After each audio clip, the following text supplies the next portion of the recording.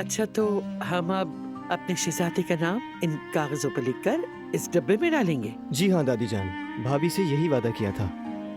अच्छा ठीक है भाई, मैंने तो अपनी तैयारी कर ली है।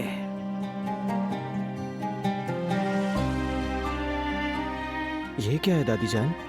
ये मैंने पुराने कैलेंडर से फाड़कर महफूज रखा था, इसी पर से देखकर फैसला करूंगी। ये चीजें अभी तक मिलती हैं? हम पुराने जमाने के लोग हैं बेटा, तुम लोग तो अपने अपने मोबाइल फोन देखकर सारे काम कर लेते हो, हम लोग तो अभी भी यही देखते हैं। अच्छा भाई, मान लिया आपकी बात। मैंने भी इंटरनेट पर बहुत सारे नाम देखे मगर फैसला ही नहीं कर पाया मैं। वैसे मेरे जहन में तो 2 नाम है बच्चे के, और मैं दोनों नाम लिखूंगा, बाकी आप लोग डिसाइड कर लें। नहीं, 2 नहीं हो सकते।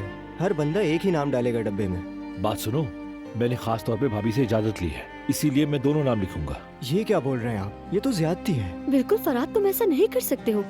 यार उन्होंने मुझे इजाजत दी है, तुम्हें क्या मसला है आखिर? ये तो सीधा सीधा हमारा हक मारना हो गया।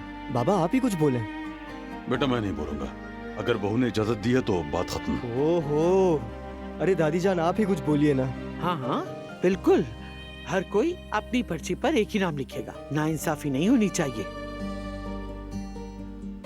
ठीक है भाई, मान लेता हूँ, एक ही नाम लिखूंगा मैं, लेकिन समझ नहीं आ रहा कि आखिर कौन सा नाम लिखूं।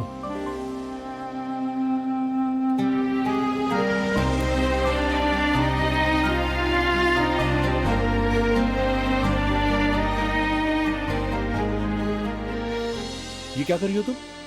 इस तरह क्यों झांक रही हो मेरे पेपर में? नाराज क्यों हो रहे हो? मैं तो ऐसे ही देख रही थी। अरे हमने डिसाइड किया था कि एक दूसरे के नाम नहीं देखेंगे, फिर ऐसा क्यों किया तुमने? फराद भाई बिल्कुल ठीक कह रहे हैं। तुम तो हमेशा ही अपने भाई का साथ देते हो।